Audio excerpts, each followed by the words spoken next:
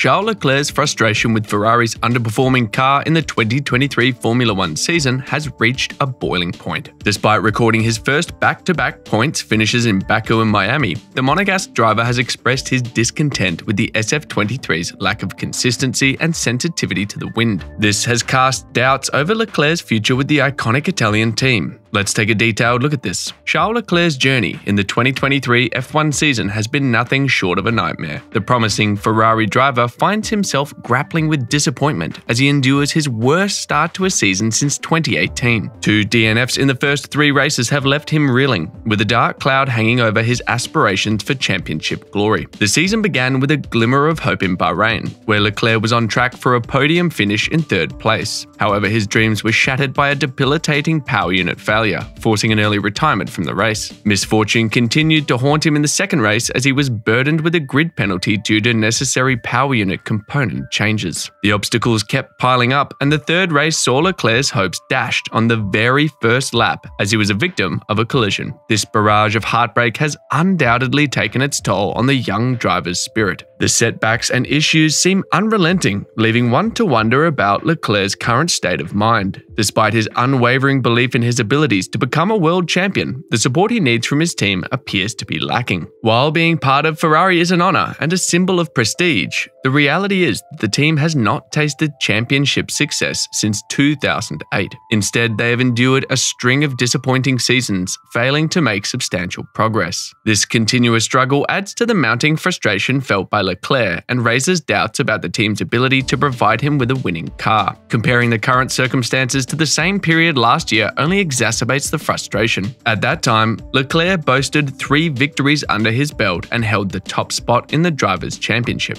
Now he finds himself languishing in 7th place, a staggering 85 points adrift from the championship leader, Max Verstappen. The SF-23 was supposed to be an improvement on its predecessor, the F-175, but it seems to have inherited many of the same flaws, such as excessive tyre wear. Neither Leclerc nor his teammate Carlos Sainz finds the car easy to drive. The Miami Grand Prix brought another lackluster performance for Charles Leclerc. Starting from 7th place, the Ferrari driver could only salvage a 7th place finish, a far cry from his pole position and 3rd place podium in Azerbaijan the previous week. His teammate Carlos Sainz fared slightly better, translating his 3rd place grid start into a 5th place finish. However, it was still a subdued Sunday for the Ferrari team as a whole, as they struggled to make their mark on the race. Leclerc's struggles were evident throughout the race. He found himself stuck behind Kevin Magnussen's Haas for the first half of the race, unable to make significant progress. In the 2nd stint, he faced further challenges when trying to pass Pierre Gasly's Alpine. Despite eventually clearing both drivers, his hopes for a stronger finish were dashed as Lewis Hamilton of Mercedes overtook him in the closing laps. After the race, Leclerc said, "I can have a huge oversteer balance and then a huge understory balance, and our car is so wind affected." He added, "Other than that, this is not something I had for the rest of the weekend, so we'll have to check the car. But I had a lot of bottoming, especially in the high speed. It is something I can't quite explain because I didn't have that yesterday and didn't have it before yesterday." Leclerc felt the car handled better once the graining he suffered on the hard tyre cleaned up a little bit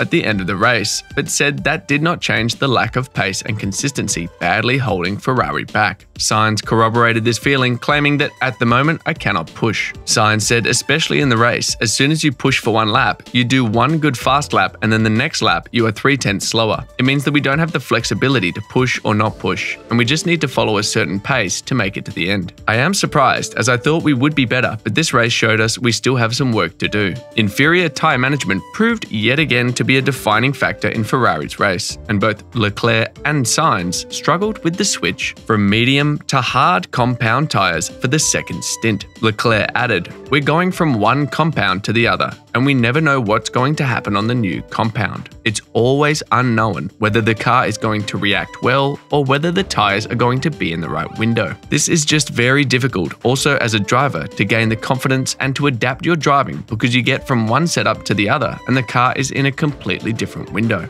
Sainz said he was caught out just how much he suffered in the 2nd stint, in which he fell out of the podium contention, having jumped Fernando Alonso's Aston Martin by pitting earlier. He also had a 5-second penalty for speeding in the pits, though he still finished 5th. reporting that he had to stay under the limit for the rest of the race if I wanted to make it to the end. Leclerc suggested that wind sensitivity is something that will be targeted with upgrades and more new parts are due to be used at the next race at Imola. Leclerc said, "We're struggling much more with that, so there is a lot of work going on." Ferrari team principal Fred Vasseur acknowledged that it was a difficult afternoon for the Maranello outfit. He stated, "Overall, it's a tough weekend and a tough race today, because yesterday I think the pace was decent, but we are not able to put everything together. And today it's quite similar. The first stint went pretty well for Carlos. He lost a couple of seconds in the first third of the race, and he lost 25 seconds in the last two thirds. We were far too inconsistent from one car and from one lap to the other. We have to understand why." For Charles, it was the opposite. He was in good shape at some stages of the second stint with hards because he was struggling much more on the first part of the race. Vasseur agreed with Leclerc that the inconsistency was the key issue. "We really need to focus attention on this because that is key for us and where we have to take a step. With Charles, we were more performant on the hards. With Carlos, we were much more performant on the mediums. And even with the same tyres from one lap to the other, we were a bit inconsistent. To understand Ferrari, we should not only see what has happened since 2007. We need to look beyond that. We need to look at the Michael Schumacher era, and then we have to look at the 2 decades before that as well. Since the 1980s, Ferrari has been a political mess. The team has been mired in power struggles and counterproductive agencies dragging it down. Schumacher joined Ferrari in 1996, but even then the team had not won anything for more than a decade. The German needed to wait another 4 to 5 years to convert the team into a championship-winning juggernaut. During that time, he toiled hard and brought the team back from a similar underperforming loop it finds itself in right now. The sad thing about Ferrari is that they are their biggest enemy. After spending almost